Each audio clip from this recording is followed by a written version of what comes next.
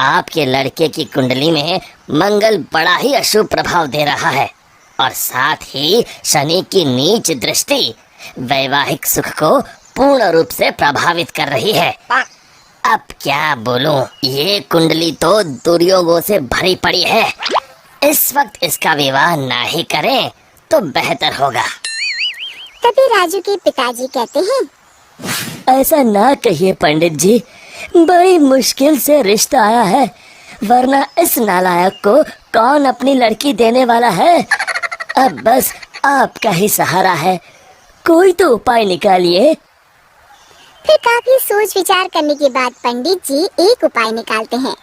फिर पंडित जी बताते हैं कि राजू की शादी पहले गांव के बाहर जो पुराना पीपल का बड़ा पेड़ है उस पेड़ के साथ करनी होगी और उसके बाद देविका के साथ उसका विवाह किया जा सकता है। फिर राजू और देविका के परिवार वाले पहले राजू की शादी उस पीपल के पेड़ के साथ कर देते हैं और बाद में देविका के साथ। लेकिन उस पीपल के पेड़ के ऊपर रहने वाली चुड़ैल बहुत खुश हो जाती है और वो समझती है कि राजू और उसकी शादी हो चुकी है। फिर वो देविका के शरीर में प्रवेश कर लेती है और राजू के साथ रहने लगती है।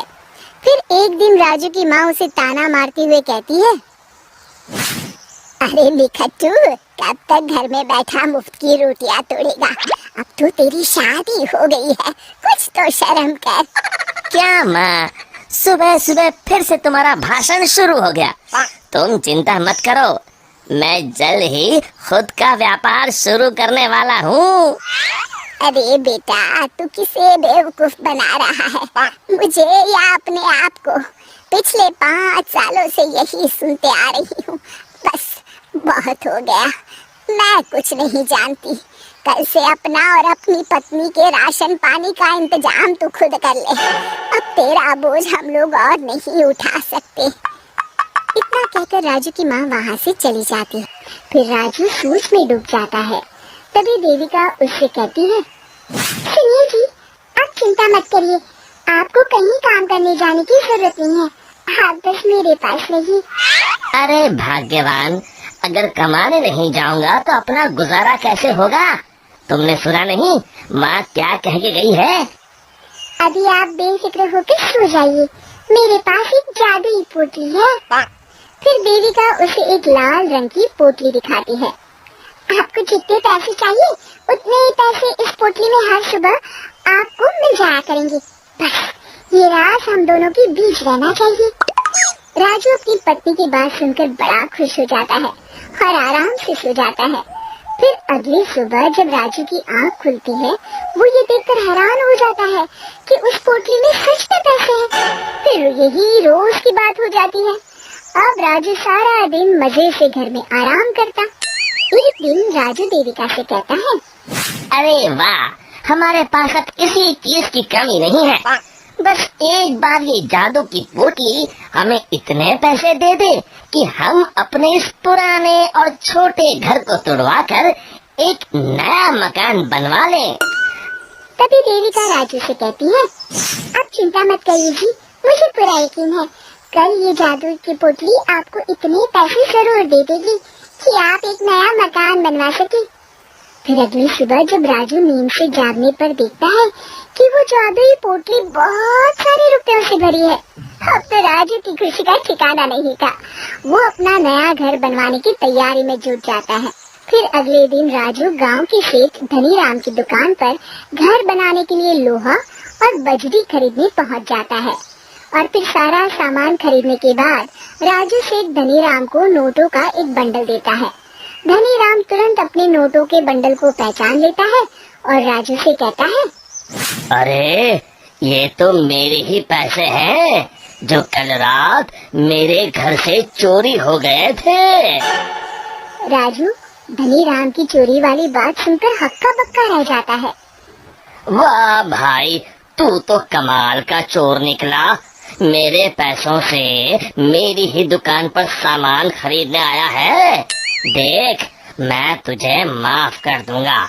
चुपचाप मेरे सारे पैसे लौटा दे, वरना मुझे दूसरा रास्ता अपनाना पड़ेगा। राजू धनीराम की धमकी से बुरी तरह डर जाता है और धनीराम के सारे पैसे उसे लौटा देता है और उससे माफी मांगकर वहाँ से चला जाता है। घर आने के बाद राजू सच्चाई का पता लगाने के लिए रात को सोने का नाटक करता है।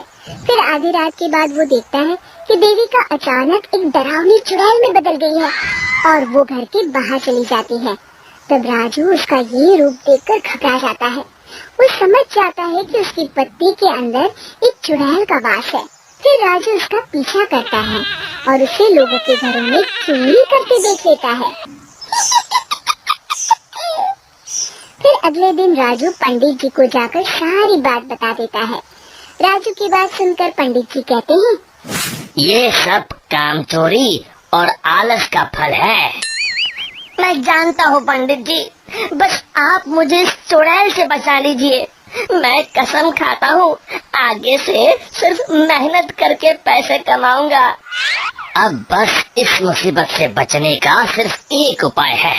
बस जैसा मैं कहता हूँ वैसा ही करो। तुम अभी जाकर वो पोटली मुझे लाकर दे दो। फिर राजू भागकर घर से वो पोटली लाकर पंडित जी को दे देता है। दोनों उसी पुराने पीपल के पेड़ के पास जाते हैं और पंडित जी उस पोटली को पेड़ से बांधकर वहाँ हवन चालू कर देते हैं। दूसरी तरफ देविका के शरीर में रह रही चुड़ैल छटपटाने लगती है और देखते ही देखते वो हवन कुंड के सामने खड़ी हो जाती है और देविका के शरीर से बाहर आ जाती है। फिर पंडित जी से कहती है, मैं इतनी आसानी से राजू का पीछा नहीं छोड़ने वाली। मैं तुझे आखिरी मौका दे रहा हूँ। इस लड़की के शरीर को छोड़कर चली जा। मेरी बात मान ले चुड़ैल, वरना मैं तुझे जलाकर राख कर दूंगा। तू मुझे नहीं जानता पंडित, इसलिए तो इतनी बड़ी बड़ी बातें कर रहा है। लगता है आज तेरा आखिरी दिन है। तो तू नहीं मानेगी? तो ठीक है, अब मजा देख। और फिर पंडित जी जोर जोर से मंत्र पढ़ना शुरू कर देते हैं। हवन कुंड की अग्नि देखते ही देखते बहुत बड़ा रूप धारण कर लेती है। चुड़ैल उस पोटली के अंदर कैद हो जाती है। अरे ये क्या हो गया? अरे मुझे छोड़ दे पंडित, मैं तो मजाक कर रही थी। फिर पंडित जी उस पोटली को उठाकर हवन कुंड में डाल देते हैं। फिर उस पोटली के साथ चुड़ैल जलकर राख हो जाती है। शिक्षा, लालच और मुसीबत एक ही सिक्के के दो पहलू हैं। इससे दूर ही रहने में हमारी भलाई है। दोस्तों, हमें उम्मीद है कि आपको हमारी ये कहानी पसंद आई होगी। कृपया हमारे चैनल को सब्सक्राइब करें और सभी अपडेट्स के लिए बेल आइकन जरूर दबाएं। और हाँ, वीडियो लाइक और शेयर करना मत भूलिएगा।